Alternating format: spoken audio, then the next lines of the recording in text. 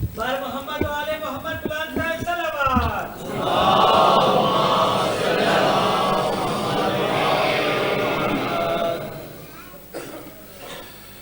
أعوذ بالله من الشيطان اللعين الرجيم. بسم الله الرحمن الرحيم.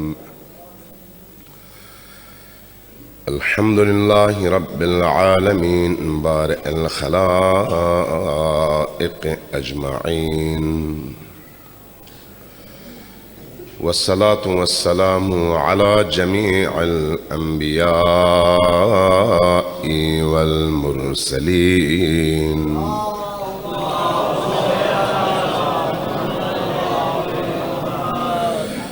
سيما من سمي في الآفاق بأحمد وفي الأرض بأبي القاسم محمد.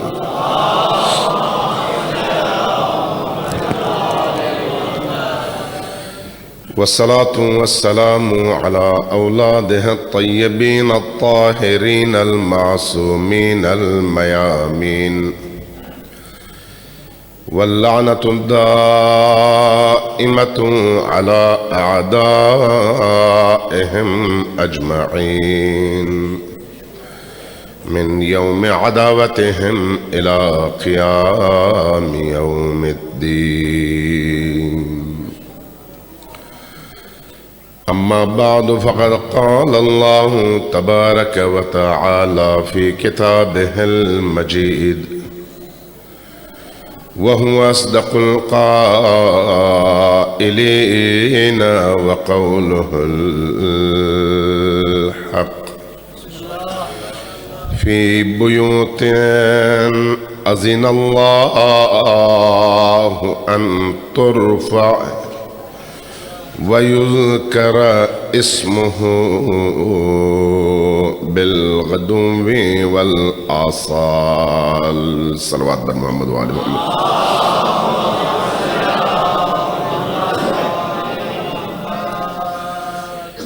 عزاداران اہل البیت، آج کی شب اپنی نوعیت کے اعتبار سے بڑی سنجیدہ شب ہے. یاد رکھیے، یہ شب اہل البیت کے حوالے سے عاشورہ سے کم نہیں ہے، چونکہ ایک ایسی ہستی کی شہادت کی شب ہے جو اہل البیت کے درمیان سورج کی طرح سے چمکتی تھیں، اور سارے کے سارے اہل البیت اس چراغ اور اس سورج کے گرد طواف کرنے والے پروانے تھے. بی بی دو عالم حضرت فاطمۃ الزہراء سلام اللہ علیہا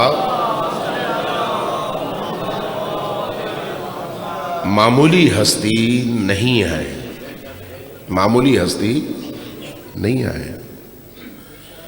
اس لیے میں بانیان سے بھی یہ گزارش کروں گا اور آپ لوگوں سے بھی گزارش کروں گا، یہ جو اس طرح کی راتیں ہیں، جیسے شب عاشور ہے، شب شہادت امیر المؤمنین ہے، شب شہادت بی بی دو عالم مخدومہ کونین حضرت زہرا سلام اللہ علیہا ہیں، ان شبوں کا احترام ضرور کریں. احترام کس معنی میں؟ یہ رات اور کل کا دن یہ ہنسنے کی رات اور ہنسنے کا دن نہیں ہے، خوشیوں کا دن نہیں ہے، مزے لینے کا دن یا رات نہیں ہے. یہ رات رونے کی رات ہے، یہ رات گریہ کی رات ہے، یہ دن گریہ کے دن اور گریہ کے ایام ہیں. کیوں یہ بات میں کر رہا ہوں؟ ایک دفعہ آپ کہتے ہیں کہ شہادت کا دن تھا، آیا گزر گیا، اور اس وقت آپ صرف کیا دیکھتے ہیں؟ کیلنڈر. کہ فرض کریں جنوری کی یہ تاریخ تھی اور جمادی الثانی کی یہ تاریخ تھی، رات آئی گزر گئی، دن آیا گزر گیا، کیلنڈر تبدیل ہو گیا، اور کیلنڈر میں اوپر لکھا ہوا تھا کہ یہ دن فلان ہستی کی شہادت کا دن تھا یا رات تھی۔ آپ نے بھی پڑھا، توفیق ملی، چلے گئے امام بارگاہ میں، چلے گئے مسجد میں، تھوڑا سا ذکر سن لیا، تھوڑی سی عزاداری کر لی، تھوڑے سے فضائل سن لیے، جی بھر گیا، واپس آ گئے۔ یہ ہے ہمارا ظاہری رویہ، ایسا ہی ہے نا، ہم عام طور پر ایسے ہی کرتے ہیں، ایسے ہی کرتے ہیں، یعنی آپ کے اس علاقے میں ورنہ مؤمنین کی تعداد ہزاروں میں ہے، یہاں پر آج جو مؤمنین بیٹھے ہوئے ہیں یہ اسی عشق میں، محبت میں کہ چلو آج شہادت کی رات ہے، امام بارگاہ میں حاضر ہوں، چند جملے سنیں، کچھ گریہ کریں اور واپس چلے جائیں، ثواب کما لیں، اسی لیے آپ تشریف لائے ہیں۔ ایسا ہے یا نہیں؟ ایسا ہے یا نہیں؟ میں آپ سے پوچھنا چاہ رہا ہوں، ہے یا نہیں؟ یہ ہے ہماری ظاہر بین آنکھوں کے سامنے جو کچھ ہے اس کا نتیجہ جو ہم اپنے سامنے دیکھتے ہیں، لیکن کچھ حقیقتیں آفاقی، معنوی اور باطنی ہوتی ہیں۔ وہ جو باطنی حقیقتیں ہیں ان کا ادراک کرنے کے لیے ان آنکھوں کی نہیں بلکہ اس آنکھ کی ضرورت ہوتی ہے۔ اگر یہ آنکھ کھلی ہو تو انسان کربلا میں پہنچ جاتا ہے، یہ آنکھ کھلی ہو تو انسان خانہ فاطمہ میں پہنچ جاتا ہے، یہ آنکھ کھلی ہو تو وہ دیکھتا ہے علی عزادار ہیں، حسنین عزادار ہیں، نبی کریم عزادار ہیں، اور جب انسان ان ہستیوں کو عزادار دیکھتا ہے تو پھر ممکن نہیں ہے کہ انسان کے لبوں پر مسکراہٹ آئے۔ اس لیے ہمیں من حیث پیروکاران اہل البیت، صاحبان معرفت اہل البیت، ہمیں اس معنی کی طرف زیادہ توجہ کی ضرورت ہے جو حقائق عالم میں چھپے ہوئے معانی ہیں، جو چھپے ہوئے معانی ہیں۔ ایک ہوتا ہے لفظ، آپ کوئی بھی لفظ کہتے ہیں تو لفظ آپ کے سامنے نظر آ رہا ہوتا ہے، زندگی لفظ ہے، موت لفظ ہے، لیکن اس موت کے پیچھے جو معنی ہے اس کے ادراک کے لیے پوری توانائی اور پوری یکسوئی چاہیے ہوتی ہے۔ اس لیے جب موت کا لفظ آئے تو آپ کو پریشانی نہیں ہوتی، لیکن جب کسی کو مرتے ہوئے دیکھتے ہیں تو فوراً متاثر ہو جاتے ہیں، اس لیے کہ آپ نے لفظ کو ابھی نہیں دیکھا، اس کے معنی کو دیکھا ہے۔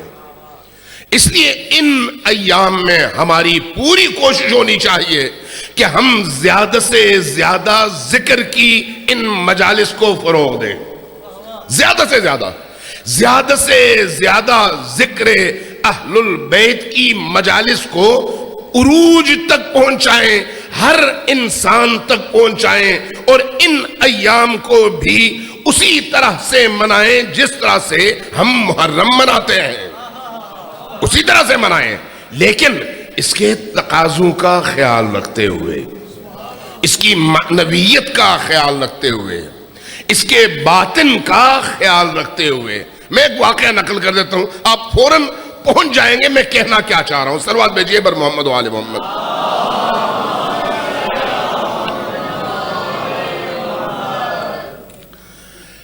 قرآن کریم نے متعدد جگہوں میں ایک مفہوم کو بیان کیا ہے۔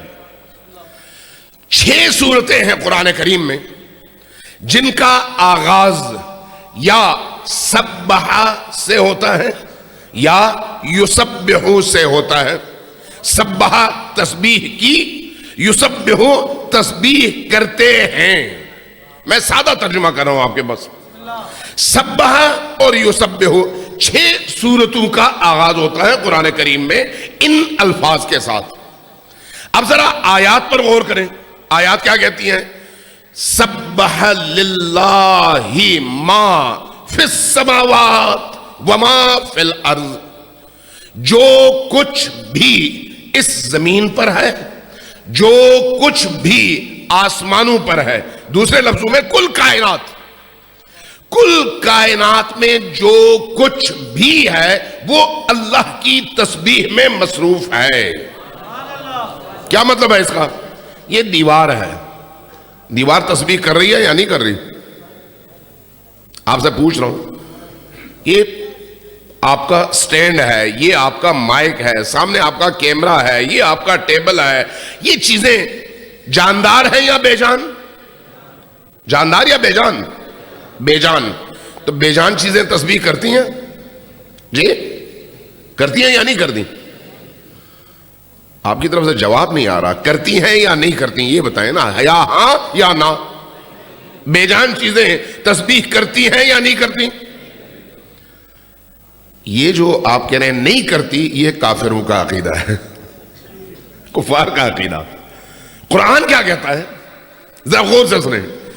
قرآن کہتا ہے اس عالم میں جو کچھ بھی آئے، جو کچھ، چاہے اس کے اندر جان ہو یا نہ ہو، چاہے اس کے اندر روح ہو یا نہ ہو، چاہے اس کے اندر شعور ہو یا نہ ہو، چاہے اس کے اندر عقل ہو یا نہ ہو، ہر چیز اللہ کی تسبیح میں مصروف ہے۔ یسبح للہ ما فی السماوات وما فی الارض، جو کچھ بھی آسمانوں میں ہے اور جو کچھ بھی زمینوں میں ہے، ہر چیز اللہ کی تسبیح میں مصروف ہے۔ یہ اس کا ایک پہلو ہے۔ دوسری آیت میں سبح للہ یا یسبح للہ من فی السماوات ومن فی الارض، ایک جگہ ما اور ایک جگہ من۔ ما اور من میں فرق کیا ہے؟ ما ان تمام چیزوں کو شامل ہے جس میں روح نہیں ہے، جس میں عقل نہیں ہے، جس میں شعور نہیں ہے، جس میں ادراک نہیں ہے، وہ ساری کی ساری چیزیں ما میں شامل ہوتی ہیں۔ یعنی ہر وہ چیز جس کو چیز کہا جا سکتا ہے، وہ چیز اللہ کی حمد و ثنا میں مصروف ہے۔ اور جب آپ کہتے ہیں من فی السماوات، اور جب آپ کہتے ہیں من فی السماوات والارض، قرآن کہتا ہے، تو اس کا مطلب ہے کائنات میں چاہے جنات ہیں، چاہے انسان ہیں، چاہے فرشتے ہیں، جن میں شعور ہے، جن میں ادراک ہے، یہ ساری مخلوقات بھی اللہ کی حمد و ثنا میں مصروف ہیں۔ اس کا مطلب یہ ہے کہ کائنات میں کوئی چیز بے جان نہیں ہے، کوئی چیز بے جان ہے یا نہیں ہے؟ نہیں ہے۔ اس کی ایک مثال، جب نبی کریم صلی اللہ علیہ وآلہ وسلم کی بارگاہ میں قریش کا ایک سردار آیا، سردار تھا بڑا پیسے والا، آیا اور عرض کیا کہ یا رسول اللہ، میں آپ کی بیٹی کا رشتہ لینے آیا ہوں۔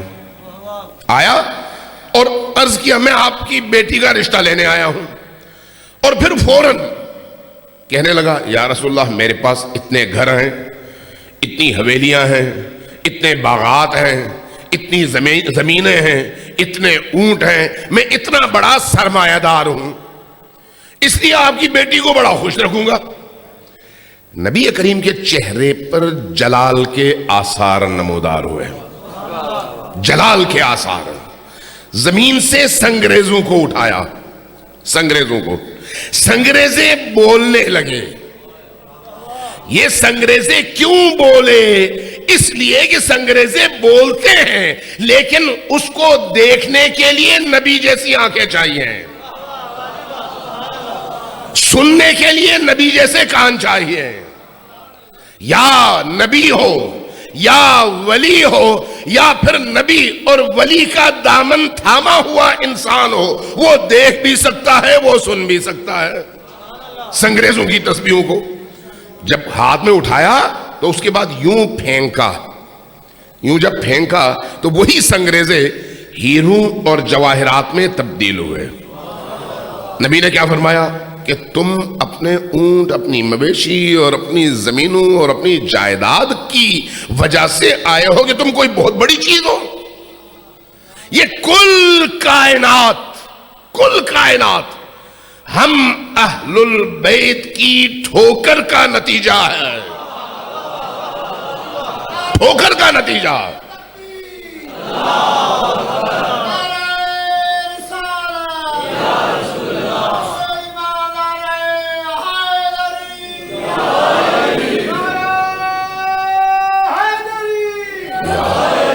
تو جو میں بات کرنا چاہ رہا تھا واقعے سے، کیا بات آپ کے ذہن میں بٹھانا چاہ رہا ہوں کہ کائنات میں ہر چیز زندہ ہے، زمین زندہ ہے، آسمان زندہ ہے، پانی زندہ ہے، دیواریں زندہ ہیں، پتھر زندہ ہے، مٹی زندہ ہے، لیکن اس کی زندگی اور اس کی حیات کو دیکھنے کے لیے زندہ آنکھ، زندہ کان چاہیے۔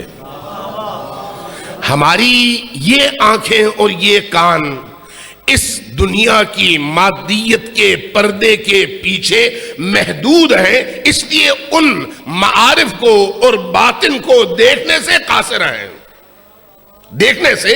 ہیں۔ یہ سارا مقدمہ میں کیوں بیان کر رہا ہوں؟ اس لیے کہ آج کی رات کی اہمیت آپ کو بتا سکوں، کل کے دن کی اہمیت آپ کو بتا سکوں۔ میں اب یہاں پر ایک اور مثال دے دیتا ہوں، بالکل بات واضح ہو جائے گی۔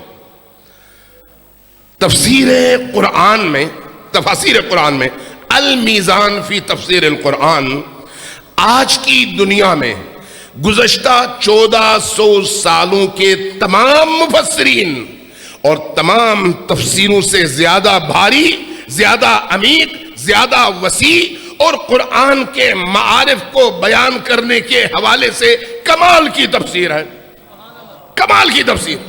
آج تک اس کی برابری میں کوئی تفسیر لکھی نہیں گئی، نہ شیعوں میں نہ سنیوں میں۔ لکھنے والے کون ہیں؟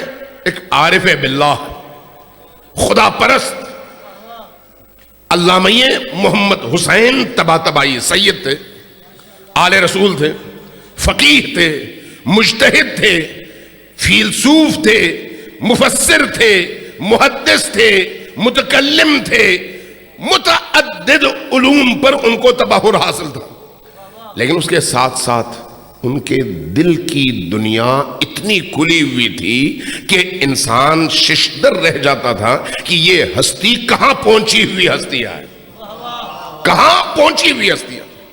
وہ جب کبھی اپنے گھر سے حضرت معصومہ سلام اللہ علیہا کے حرم کی طرف نکلتے تو نکلتے ہوئے اپنی آنکھیں صرف سامنے رکھتے، ادھر ادھر نہ دیکھتے۔ لوگ پوچھتے آپ کیوں ایسا کر رہے ہیں، ادھر ادھر کیوں نہیں دیکھتے؟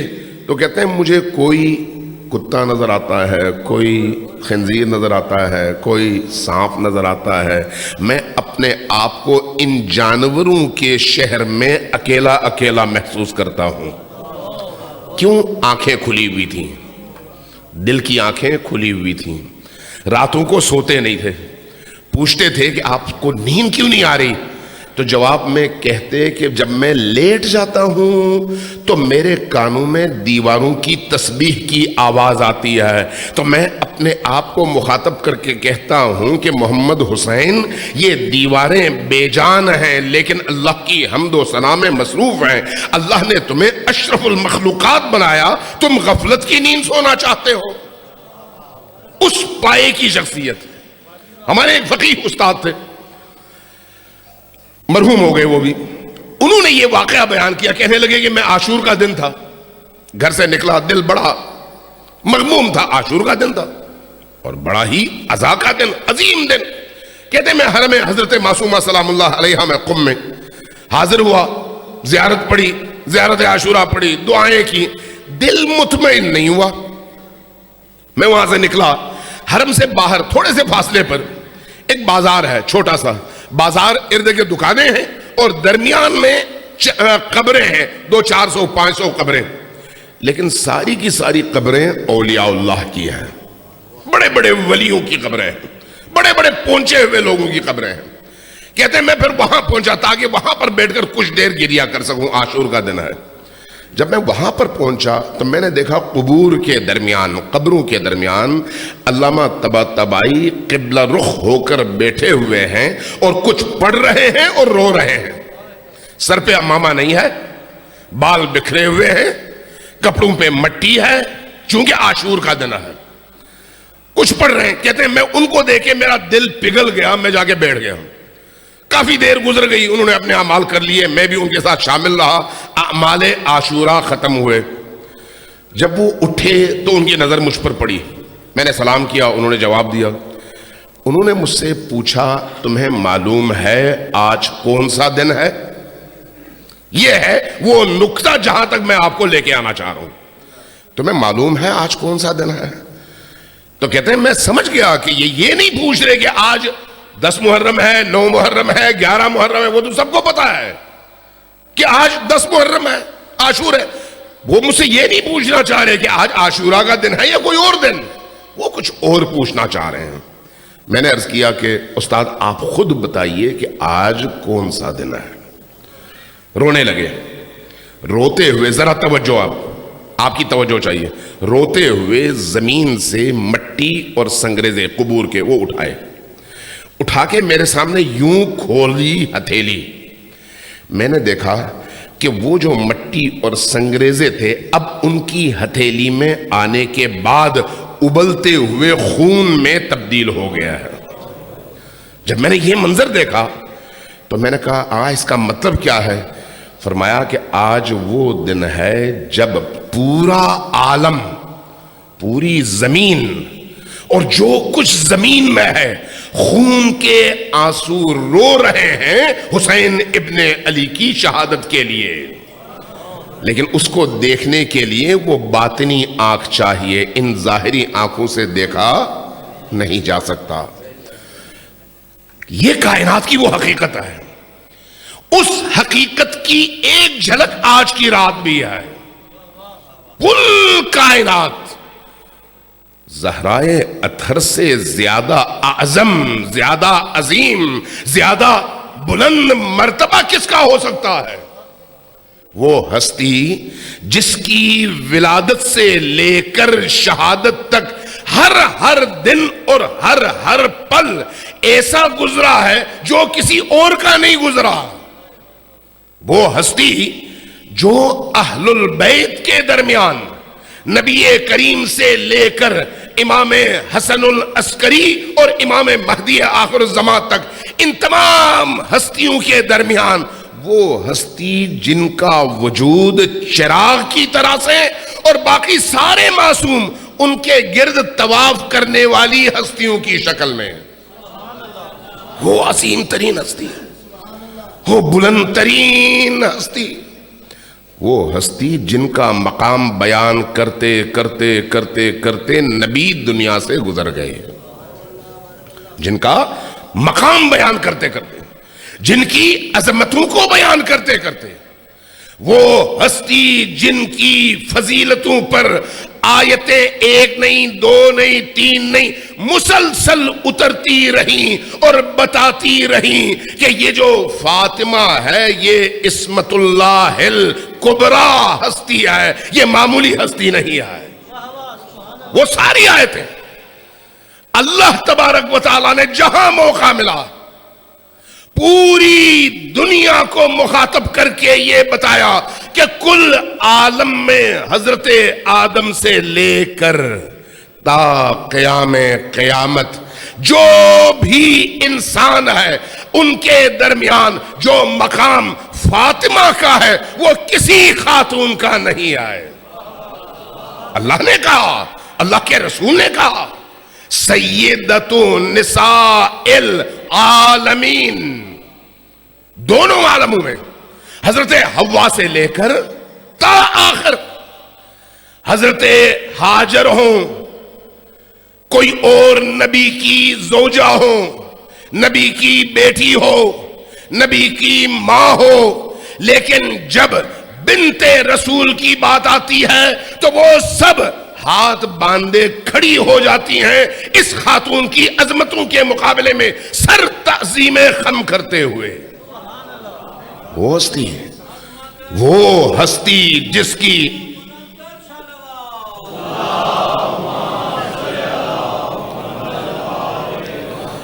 وہ ہستی. آپ کی سروات کی آواز بڑی دھیمی ہے, کیا آپ سوئے ہوئے یا جاگے ہوئے ہیں؟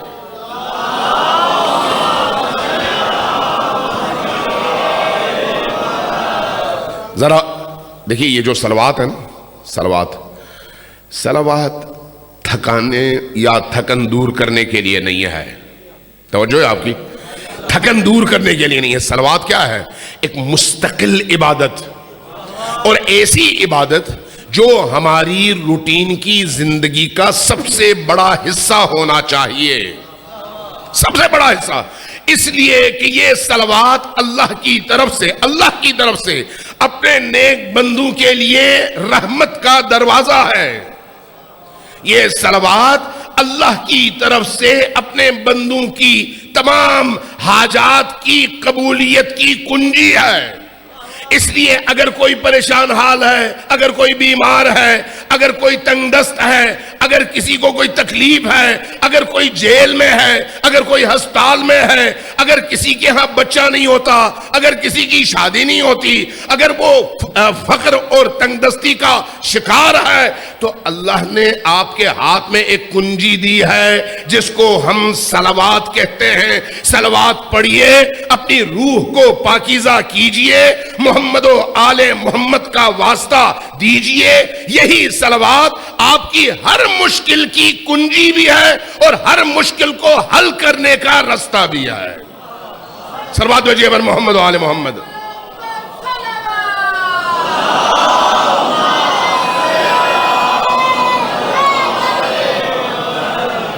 یہ جو ہستی ہے، اسی صلوات پر دو جملے اور کہہ دیتا ہوں اگر آپ سننے کو تیار ہو تو۔ ایک دفعہ پھر ذرا اونچی آواز سے صلوات بھیجئے۔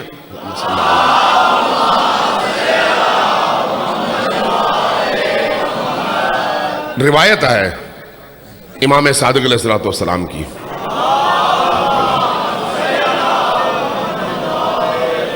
فرمایا کہ جب تم ایک دفعہ نبی کریم اور ان کی آل پر صلوات بھیجتے ہو، سلام کرتے ہو، سلام اور صلوات، اللہ اس کے عوض تم پر 1000 بار صلوات بھیجتا ہے۔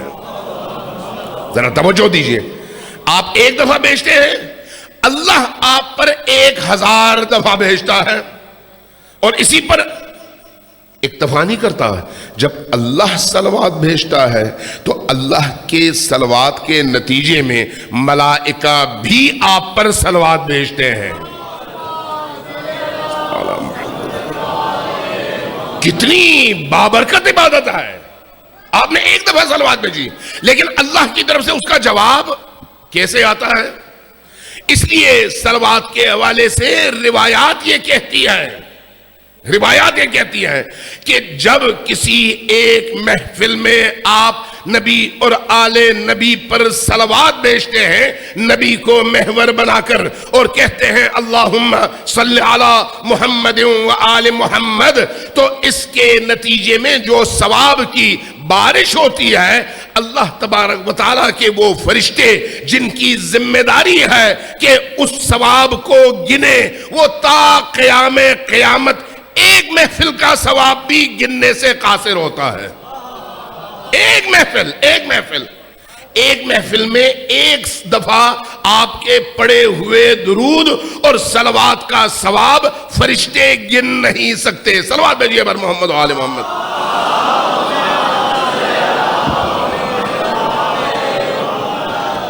ایک دفعہ پھر صلوات بھیجئے بر محمد و آل محمد۔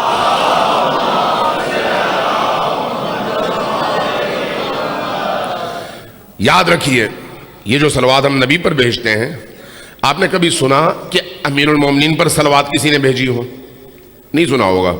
کسی نے امام حسن پر، کسی نے امام حسین پر، باقی ائمہ پر نہیں سنا ہوگا۔ نبی کریم اور ان کی آل کا ہی نام لیا جاتا ہے، لیکن اللہ نے ایسا اہتمام کیا ہے کہ نبی کے بعد بنت رسول کو بھی یہ اعزاز دیا ہے اور کہا ہے کہ جو بھی ضرورت مند ہے، پریشان حال ہے، کسی مشکل میں گرفتار ہے، اللہ کی بارگاہ میں کھڑا ہو اور کہے اللہم صلی علی فاطمہ وَأَبِيهَا وَبَعْلِهَا وَبَنِيهَا وَسِرِّ الْمُسْتَوْدَعِ فِيهَا، اس کے بعد اپنی دعا مانگے اس کی دعا کبھی بھی رد نہیں ہوتی، اس لیے کہ اس صلوات میں فاطمہ محور ہیں اور باقی سارے اہل البیت ان کے گرد ان کے ذریعے سے ان کا تعارف پیش کیا جا رہا ہے۔ صلوات بھیجیے بر محمد و آل محمد۔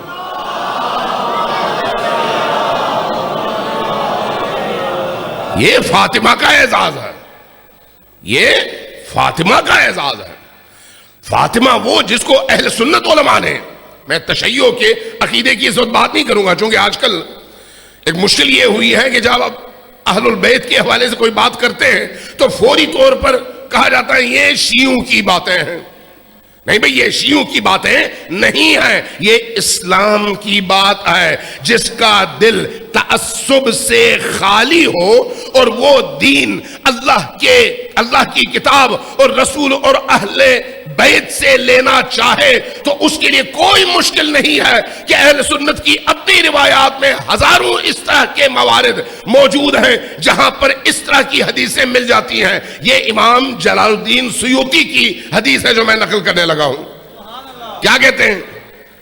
کہتے ہیں کہ جب نبی کریم پر آیت اتری فی بیوت اذن اللہ ان ترفع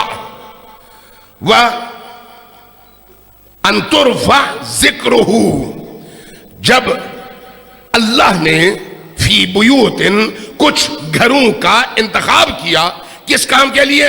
اللہ نے اجازت دی ان کو کہ وہاں پر ذکر خدا ہو، وہاں پر ذکر خدا ہو، اس کے نتیجے میں صبح و شام تذکرے خدا، ذکر خدا، عبودیت اور بندگی کے نتیجے میں فرشتے ان گھروں سے ضوء اور روشنی حاصل کریں، آسمان والوں کے لیے وہ گھر چمکتے ہوں۔ ان ترفع ذکرہ ویذکر اسمہ، اس کے اسم کا ذکر کیا جائے۔ جب یہ آیت اتری بالغدو والآصال، صبح و شام، جب یہ آیت اتری تو نبی کریم کے کچھ اصحاب تشریف فرما تھے۔ ایک صحابی نے اٹھ کر کہا کہ یا رسول اللہ، یہ کون سے گھر ہیں جن کے بارے میں اللہ نے اس طرح سے بیان کیا ہے کہ ان گھروں میں اللہ کے ذکر کے نتیجے میں اتنی روشنی ہوتی ہے، اتنے برگزیدہ گھر ہوتے ہیں؟ یہ فرمایا یہ گھر انبیاء کے گھر ہیں۔ کیا فرمایا؟ یہ گھر انبیاء کے گھر ہیں۔ جب فرمایا انبیاء کے گھر ہیں، امام جلال الدین سیوطی کہتے ہیں کہ اس اثنا میں حضرت ابوبکر کھڑے ہو گئے، انہوں نے ہاتھ کا اشارہ کیا، کس طرف؟ بیت فاطمہ کی طرف، بیت فاطمہ کی طرف، اور پوچھا کہ کیا یہ گھر بھی ان گھروں میں شامل ہے یا نہیں ہے؟ رسول کریم نے جواباً فرمایا کہ ہاں یہ گھر بھی شامل ہے، بلکہ ان تمام انبیاء کے گھروں سے یہ گھر افضل ہے۔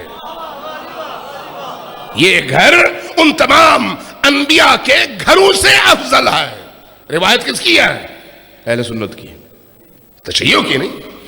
کنز العمال میں متقی ہندی بہت بڑے محدث ہیں اور 20 جلدوں پر ان کی کتاب ہے کنز العمال، اہل سنت کے بہت بڑے محدث ہیں۔ انہوں نے جب فاطمۃ الزہرا سلام اللہ علیہا کا تذکرہ کیا تو وہاں پر فرمایا آپ کی ولادت کے حوالے سے کہ اللہ تبارک و تعالی نے فاطمہ کا نام فاطمہ کیوں رکھا؟ حدیث بیان کی، فاطمہ کا نام فاطمہ کیوں رکھا؟ جواب میں کہا کہ رسول اللہ نے فرمایا کہ فاطمہ کا مطلب ہے روکنے والی، توجہ ہے، روکنے والی، دیوار، رکاوٹ، روکنے والی۔ فرمایا فاطمہ کو اللہ نے اس لیے فاطمہ کہا کہ دنیا میں خود فاطمہ کی اولاد اور فاطمہ کے چاہنے والے اور فاطمہ کی اولاد کو چاہنے والے جہاں کہیں پر بھی ہوں، فاطمہ ان تک جہنم کی آگ پہنچنے سے روکنے کا باعث ہے۔ اس لیے فاطمہ کو فاطمہ کہا اللہ تبارک و تعالی نے. روایت شیعہ نہیں ہے، شیعہ روایات تو بڑی بڑی ہیں. کوئی ہماری روایات پر اعتبار کرے یا نہ کرے، اپنی روایات پر تو اعتبار کرے، اپنی روایات کو تو مانے. فاطمہ وہ ہستی ہیں جو محور ہیں، محور، مرکز.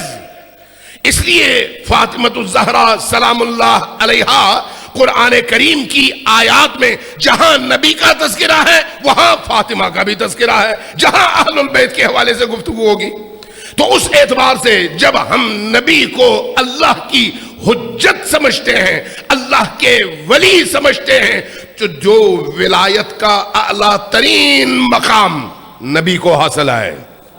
توجہ چاہیے آپ کی. جو ولایت کا اعلیٰ ترین مقام نبی کریم کو حاصل ہے. نبی کریم کے دو ان کی حیثیتیں ہیں.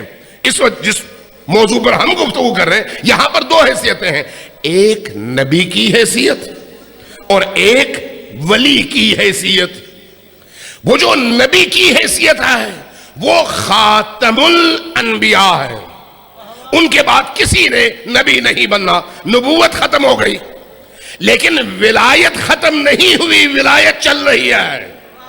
اور وہ جو ولایت چل رہی ہے تو اس ولایت میں جو مقام نبی کا ہے وہی مقام فاطمہ کا ہے، وہی مقام. اس لیے قرآن کریم میں اگر نبی باعث خلقت عالم ہے تو انہی نبی کے ساتھ فاطمہ بھی باعث خلقت عالم ہے.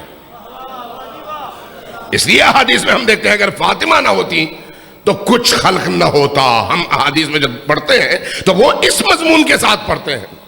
لہذا فاطمۃ الزہرا سلام اللہ علیہا کی عظمتوں کے ادراک کے لیے مطالعے کی ضرورت ہے، پڑھنے کی ضرورت ہے، سمجھنے کی ضرورت ہے کہ فاطمہ کون ہے. الفاطمہ والفاطمہ وما ادراک ما الفاطمہ. تم کیا جانو فاطمہ کون ہے؟ تم کیا جانو؟ تمہاری عقلیں محدود، تمہاری سوچیں محدود، تمہارا علم محدود، تمہارا ادراک محدود، تمہارا پورا وجود محدود. اور اللہ کے بعد، رسول کے بعد فاطمہ کا وجود وہ وجود ہے جو تمام مخلوقات سے برتر اور عقل بشر سے ماورا. تو عقل بشر کہاں پہنچ سکتی ہے اس مقام تک؟ یہ جو فاطمۃ الزہرا سلام اللہ علیہا کے ایام ہیں، یہ ایام صرف مجلس کے نہیں ہیں، ان سے پرسنل کانٹیکٹ کے ایام ہیں. سمجھ رہے ہیں میری بات میں کیا کہہ رہا ہوں؟ پرسنل رابطہ. پرسنل رابطہ صرف عزاداری میں نہیں ہوتا. گھر جائیے، دعا کی کتاب اٹھائیے، فاطمۃ الزہرا سلام اللہ علیہا کی زیارتوں پر مشتمل جتنی عبارتیں معصوم کی زبان عصمت سے نکلی ہیں ان عبارتوں کو اٹھائیے، دیکھیے فاطمہ کو یاد کیسے کیا جاتا ہے. فاطمہ کو کیسے یاد کیا جاتا ہے؟ ان کی ایک زیارت ہے، یا ممتحنتو، اے وہ ہستی جس کا امتحنک اللہ، جس کا اللہ نے امتحان لیا. توجہ ہے آپ کی؟ یا ممتحنتو، اے امتحان ہونے والی ہستی، امتحنک اللہ، اللہ نے آپ کا امتحان لیا. الذی خلقکی قبل ان یخلقکی، اللہ نے آپ کی خلقت سے پہلے آپ کا امتحان لیا. کب؟ آپ کی خلقت مادی سے پہلے.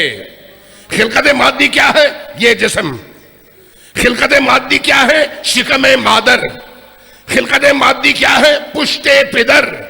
پشت پدر میں آنے اور شکم مادر میں آنے اور شکم مادر سے اس زمین پر آنے سے پہلے اللہ نے فاطمہ کا امتحان لیا. یہ ہم ان زیارتوں میں پڑھتے ہیں جو زیارتیں علی و آل علی نے ہم تک پہنچائی ہیں، جس سے پتا چلتا ہے کہ یہ کون سی ہستیاں ہے، کتنی عظیم ہستیاں ہے. فرمایا لممتحنکی فوجدکی، اللہ نے کیا دیکھا جب آپ کا امتحان لیا؟ کیا دیکھا؟ دیکھا اس امتحان میں آپ صابرہ تھیں، آپ صابرہ تھیں، آپ نے صبر کا مظاہرہ کیا، وَزَعَمْنَا، آپ کے صبر کی وجہ سے آپ کامیاب ہیں۔ جب آپ کامیاب ہیں تو اب ہمارا عقیدہ کیا ہے؟ اسی زیارت میں ہم مخاطب ہوتے ہیں، وَزَعَمْنَا، ہم یہ سمجھتے ہیں، ہمارا یہ عقیدہ ہے کہ اَنَّا لَكِ اولیاء، کہ آپ اللہ کی ولیہ ہیں، آپ اللہ کی حجت ہیں، آپ اللہ کی دلیل ہیں، وہ مصدقون، ہم آپ کی تصدیق کرتے ہیں، یعنی ہم دل سے آپ پر ایمان لاتے ہیں، ہم دل سے تصدیق کرتے ہیں، جیسے ہم نے رسول اللہ کی رسالت کی تصدیق کی اور ایمان لائے، علی کی ولایت کی تصدیق کی اور ایمان لائے، اسی طرح سے آپ کی ولایت، آپ کی سچائی اور آپ کی حجیت کی ہم تصدیق کرتے ہیں اور ہم ایمان لاتے ہیں۔ وَصَابِرُونَ، اور ہم نے یہ دیکھا کہ آپ ہر اس چیز میں جو اللہ نے بھیجا ہے، آپ نے صبر کے عروج تک پہنچ کر دنیا کو بتایا کہ آپ سے بڑھ کر صابرہ کوئی نہیں ہے، آپ سے بڑھ کر صابرہ کوئی نہیں ہے۔ اور اس کے بعد آپ کے والد جو کچھ لے کر آئے، آپ کے شوہر جو کچھ لے کر آئے، اس پر ہم ایمان لے آئے ہیں۔ اب ہم آپ سے ایک التجا کرتے ہیں، اِنَّا نَسْأَلُكِ، ہم آپ سے ایک التجا کرتے ہیں، وہ کیا؟ وہ یہ ہے کہ اِن كُنَّا صَدَّقْنَاكِ، جب ہم نے آپ کی تصدیق کی اور آپ پر اپنے ایمان کا اظہار کیا، تو اب ہمیں اس تصدیق کے نتیجے میں اپنے آپ سے جوڑ لیجئے اور ہمیں بشارت دیجئے کہ ہم آپ کے غلام ہیں، اپنی غلامی کی سند ہمیں دیجئے۔ ہم یہ پرسنل کانٹیکٹ کرتے ہیں، ذاتی انفرادی، کس سے؟ بی بی دو عالم سے، ان کی ان عظمتوں کا اعتراف کرتے ہوئے، اس لیے کہ یہ طریقہ ہمیں اہل البیت نے سکھایا ہے، یہ طریقہ ہمیں علی اور آل علی نے سکھایا ہے۔ جب آپ گھر جائیں گے تو اپلیکیشن کھولیں، مفاتیح الجنان کی دعا کھولیں، کتاب کھولیں، باقی دعاؤں کی کتابیں کھولیں، جہاں پر بھی حضرت زہرا سلام اللہ علیہا کی زیارت موجود ہے، اس زیارت کے الفاظ پڑھیں، آپ کو اندازہ ہوگا خود ائمہ کس طرح سے اس ہستی کو مخاطب کیا کرتے تھے، خود ائمہ۔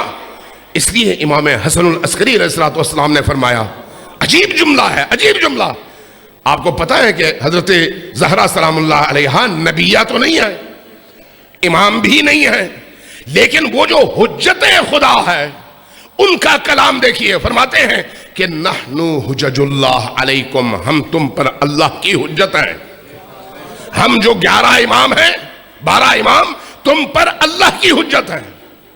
وجدتنا فاطمۃ حجت اللہ علینا، اور ہماری جد ماجدہ فاطمۃ الزہرا اللہ کی طرف سے ہم ائمہ پر حجت ہیں۔ وہ ہستی ہیں، وہ ہستی ہیں جن کے مقام کا تصور آپ سوچ سوچ کر بھی نہیں کر سکتے۔ صلوات بھیجیے بر محمد و آل محمد۔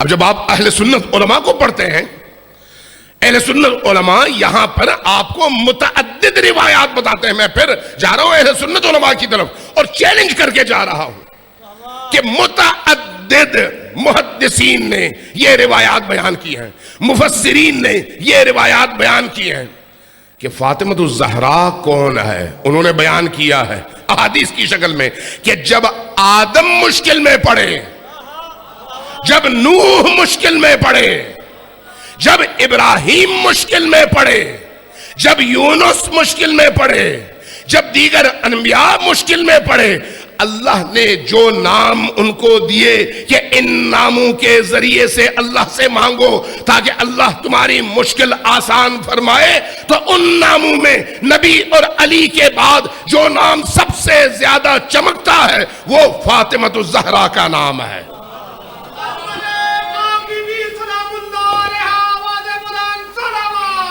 اللہم صلی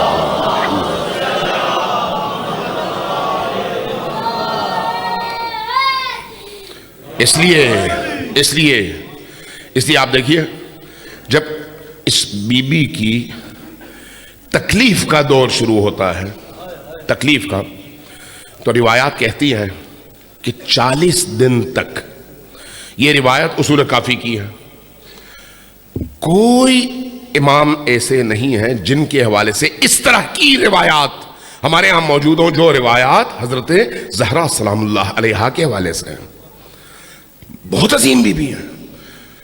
روایات کہتی ہیں کہ 40 دن تک فرشتہ آتا رہا، اللہ کی طرف سے آتا رہا، دلجوئی کرتا رہا، اللہ کا سلام پہنچاتا رہا، اللہ کی طرف سے مستقبل کی نوید دیتا رہا۔ فرشتہ بی بی کو بتاتا، بی بی علی کو لکھواتی۔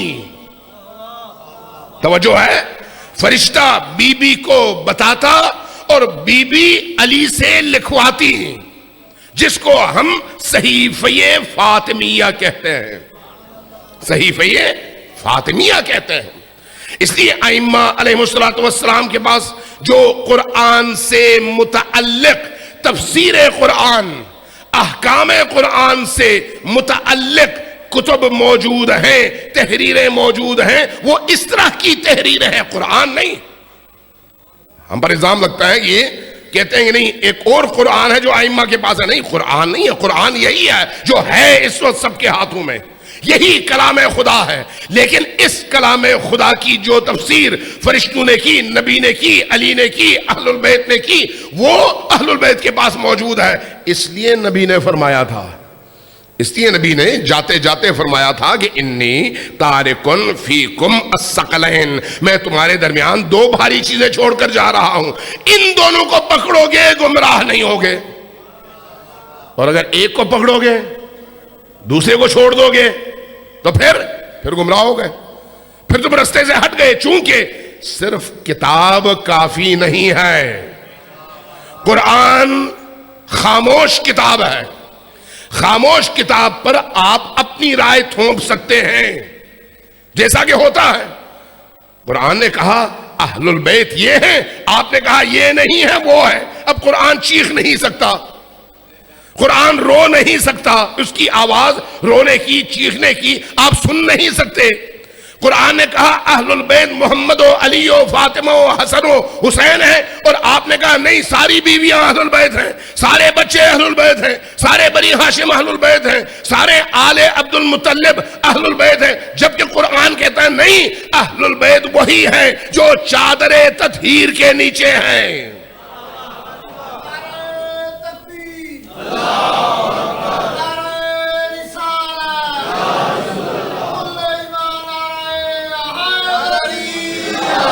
اب یہاں پر کون بتائے گا آپ کو کہ وہ صحیح ہے یا یہ صحیح ہے؟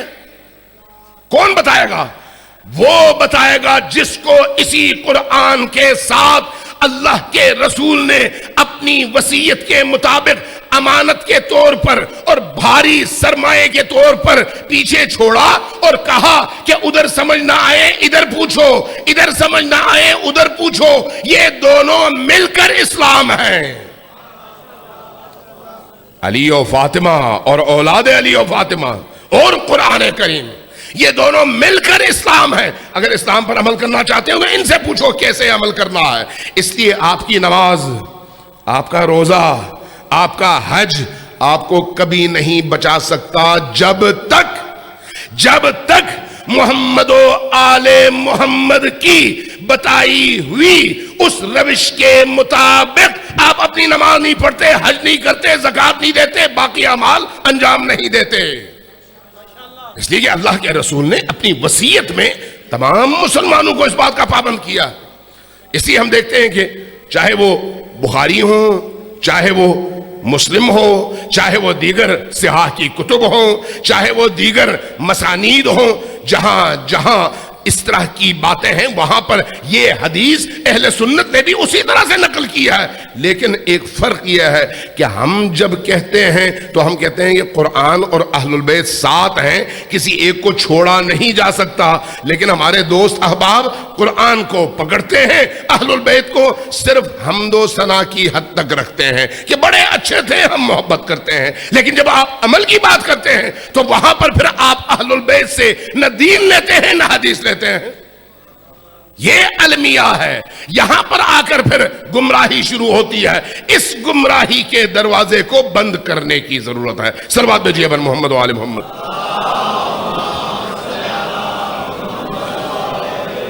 جو لوگ تھک گئے ہیں وہ ذرا زور سے صلوات بھیجیں بر محمد و آل محمد.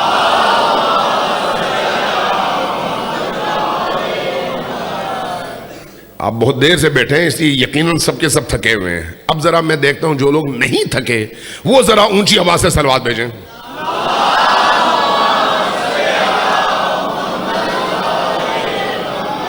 عزیزان کرام، میں زیادہ آپ کا وقت نہیں لوں گا چونکہ میرے بعد میرے بڑے ہی مشفق اور نہایت دل کے قریب دوست اور ساتھی ہیں.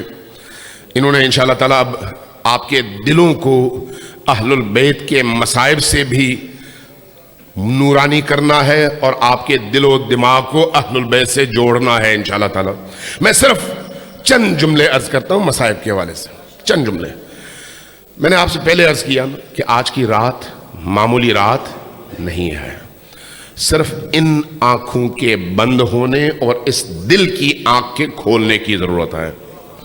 اگر دل کی آنکھ کھل جائے نا تو آج کی رات کے اسرار آپ کے سامنے نمایاں ہوں. ابن عباس کی روایت ہے، انسان سنتا ہے تڑپ جاتا ہے، تڑپ جاتا ہے. ابن عباس کہتے ہیں کہ میں نے رسول اللہ صلی اللہ علیہ وآلہ وسلم کو روتے ہوئے دیکھا. میں نے دیکھا آپ رو رہے ہیں اور اس طرح سے گریہ کر رہے ہیں کہ آپ کی آنکھوں سے نکلنے والے اشک آپ کے رخسار پر بہے چلے جا رہے ہیں. میں نے پوچھا یا رسول اللہ کیا بات ہے، آپ کیوں اتنا رو رہے ہیں؟ فرمایا ابن عباس مجھے اپنے بچوں پر ہونے والے مظالم نظر آ رہے ہیں. میرے بچوں پر جو ظلم ہوگا میرے بعد اس کو یاد کر کے گویا وہ میں دیکھ رہا ہوں، اس کو دیکھ کر میں رو رہا ہوں. تمہیں نہیں معلوم میرے بعد میری بیٹی کے ساتھ کیا کیا جائے گا. میری بیٹی اس پوری امت کے درمیان اکیلی رہ جائے گی اور وہ روئے گی اور کوئی اس کے آنسو پہنچنے والا نہیں ہوگا جبکہ میں نہیں ہوں دنیا میں. میں اس دن کو یاد کرتا ہوں اور روتا ہوں. اور میں جب اپنے اسی بیٹی کے بچوں کو ظلم کی چکی تلے پستے ہوئے دیکھ رہا ہوں تو خود بخود میری آنکھوں سے آنسو بہتے ہیں. جب میں علی کو ان کے مظالم کی چکی تلے پستے ہوئے دیکھتا ہوں تو میری آنکھوں سے آنسو بہتے ہیں. فرماتے ہیں ایک وقت وہ آئے گا جب میری بیٹی رو رو کے پکارے گی بابا جان آپ دیکھیے میرے ساتھ کیا ہو رہا ہے. میں اس لمحے کو یاد کر کے وہ آواز ابھی میرے کانوں میں گونج رہی ہے. کون؟ اسمت اللہ الکبریٰ فاطمۃ الزہراء سلام اللہ علیہا پر ہونے والا ظلم رسول کو رلا رہا ہے. رسول کو رلا رہا ہے. یہ کون سا لمحہ ہے جب نبی کی یہ بیٹی اس طرح سے بلک بلک کر رو رہی تھی اور اپنے بابا کو پکار رہی تھی. ایک وہ وقت آیا جب یہ دروازہ جہاں پر جبرائیل آتا تھا تو بغیر اجازت کے جرأت نہیں کرتا تھا اندر داخل ہونے کی. وہ دروازہ جہاں پر خود نبی کریم آتے تھے اور آ کر اونچی آواز سے سلام کرتے تھے اور جب جواب ملتا تھا تو اندر داخل ہوتے تھے اذن لے کر اور اگر جواب نہ ملے تو اندر داخل نہیں ہوتے تھے. لیکن ایک وقت وہ آیا یہی دروازہ جل رہا تھا اور جب یہ دروازہ جل رہا تھا تو امت تماشا دیکھ رہی تھی اور جب ان کے تماشائیوں کی مقدار بڑھی تو ایک دفعہ ظالم نے آ کر ایک لات ماری اور جب دروازہ اکھڑ کر پیچھے گیا تو دیوار اور دروازے کے درمیان کون تھا؟ بنت رسول تھی. اور جب در اور دیوار کے درمیان بنت رسول آئی تو وہاں پر اس نبی کی بیٹی نے پکار کر کہا بابا جان دیکھیے میرے ساتھ یہ امت کیا کر رہی ہے، یہ امت میرے ساتھ کیا کر رہی ہے. امیر المومنین گھر آئے، دیکھا فاطمہ الزہرا سلام اللہ علیہا، یہی 3 جمادی الثانی، دیکھا چہرہ حشاش بشاش ہے اور تر و تازہ ہے. فرمایا کہ فاطمہ آج لگتا ہے تمہاری صحت بہت اچھی ہے. فرمایا نہیں یا علی، آج میری واپسی کا دن ہے، میں نے آج اپنے بابا کی خدمت میں جانا ہے. امیر المؤمنین نے سر جھکا لیا، رونے لگے. جب رونے لگے تو فاطمہ کہنے لگیں کہ یا علی آپ کیوں رو رہے ہیں؟ میں اس درد سے نجات پا جاؤں گی، آپ کیوں رو رہے ہیں؟ فرمایا اے فاطمہ آپ تو درد سے نجات پا جائیں گی، آپ تو چلی جائیں گی اپنے بابا کے پاس. میں جب تک آپ تھیں آپ کے پاس آ کر اپنے دل کا درد بیان کیا کرتا تھا، لیکن آپ کے بعد اب وہ سایہ بھی ختم ہو جائے گا اور علی اکیلا رہ جائے گا. علی رو رہے ہیں. علی روتے روتے مسجد کی طرف چلے جاتے ہیں. فاطمہ گھر میں ہے. حضرت اسماء بنت امیس کو بلواتی ہیں اور کہتی ہیں کہ اسماء میں نہا دھو کے نئے کپڑے پہن کر لیٹ جاؤں گی، میرے اوپر چادر ڈال دینا، کچھ دیر بعد آواز دینا، دستک دینا، اگر آواز جواب ملے تو ٹھیک ورنہ علی کو خبر کر دینا، کہنا کہ فاطمہ چلی گئی. اسماء کہتی ہے میں تڑپ اٹھی، رو رہی تھی. فاطمہ الزہرا سلام اللہ علیہا نے غسل کیا، میں نے ان کے اوپر چادر ڈالی اور خود کمرے سے باہر آ گئی. کافی دیر گزر گئی. اس کے بعد جب میں نے دروازے پر دستک دی اور پکارا تو مجھے جواب نہیں ملا. جب جواب نہیں ملا تو میری واویلا اور رونے کی آواز بلند ہوئی. میں نے بچوں سے کہا جاؤ اپنے بابا سے کہو، علی مرتضیٰ سے کہو کہ بی بی چلی گئی. مسجد کی کیفیت روایات میں بیان کی گئی ہے کہ جب علی تک یہ خبر پہنچی کہ یا علی فاطمہ چلی گئی، ایک دفعہ علی اٹھے، پھر اس کے بعد آپ کے رونے کی آواز بلند ہوئی اور اس کے بعد پھر آپ بیٹھ گئے. جب بیٹھ گئے تو غش کھا کر گر پڑے اور روتے روتے بے ہوش ہو گئے. اس کیفیت میں علی کو سہارا دے کر گھر لایا گیا. جب گھر لایا گیا تو بی بی کا غسل کا وقت ہے. آپ کو غسل اور کفن دینے کے بعد حضرت اسماء بنت امیس نے ایک واقعہ نقل کیا ہے، انسان کے کلیجے کو آگ لگ جاتی ہے. واقعہ کیا ہے؟ کہتی ہیں کہ جب میں نے دیکھا کہ بی بی کے اوپر یہ بچے یوں لیٹے ہوئے ہیں، امام حسن نے بی بی کا ایک پاؤں اس کا تلوہ اپنے رخسار سے لگایا ہے اور رو رہے ہیں. حسین نے دوسرے پاؤں کا تلوہ اپنے رخسار سے لگایا ہے اور رو رہے ہیں. زینب و ام کلثوم اپنی والدہ کے اوپر گری ہوئی ہیں اور رو رہی ہیں. میں نے دیکھا حسن بہت زیادہ رو رہے ہیں. میں جب حسن کو بہت زیادہ روتے دیکھا تو میں نے کہا کہ بیٹا حسن آپ کیوں اتنا رو رہے ہیں؟ چھوٹے بچے آپ کو دیکھ کر زیادہ پریشان ہوں گے، زیادہ روئیں گے، آپ ذرا تحمل سے کام لیں. یہ بڑا حساس مرحلہ تھا. امام حسن نے کیا فرمایا؟ اماں جان ان بچوں نے وہ منظر نہیں دیکھا جو میں حسن نے دیکھا، جو میں نے دیکھا وہ ان بچوں نے نہیں دیکھا. میں نے پوچھا کہ بیٹا حسن تم نے کیا دیکھا جو ان بچوں نے نہیں دیکھا؟ تو امام حسن کیا فرماتے ہیں؟ فرماتے ہیں کہ جب میری والدہ کوچے بنی ہاشم میں داخل ہوئی اور گھر کی طرف آ رہی تھی، آپ کے ہاتھ میں فدق کا پروانہ تھا، سامنے سے وہ شقی ابن شقی آیا، اس ظالم نے پروانہ چھیننا چاہا، میری والدہ نے روکنا چاہا. ایک دفعہ اس ظالم کا ہاتھ اٹھا اور وہ بھاری ہاتھ میری والدہ کے گال پر پڑ گیا. میری والدہ جب زمین پر گری تو وہ آواز کائنات میں گونجی، یا ابتا، اے میرے ابا جان دیکھیے آپ کی بیٹی کے ساتھ کیا سلوک ہو رہا. میں نے اپنی والدہ کو یوں روتے ہوئے اور مار کھاتے ہوئے دیکھا ہے. جب یہ سنا اسماء کہتی ہے میں خود بھی رو رو کر تڑپ کر زمین پر گر گئی. امیر المؤمنین نے غسل دیا، غسل دینے کے بعد کفن پہنایا، کفن پہنانے کے بعد بچوں سے کہا بچوں اب آؤ آخری دفعہ اجازت لے لو اور اپنی والدہ کا دیدار کر لو، اس کے بعد پھر تمہیں والدہ کا چہرہ دیکھنا نصیب نہیں ہوگا۔ جب یہ کہا بچے آ گئے۔ اب عجیب منظر ہے، اس منظر کو حضرت علامہ صاحب مفاتیح الجنان شیخ عباس قمی نے نقل کیا ہے۔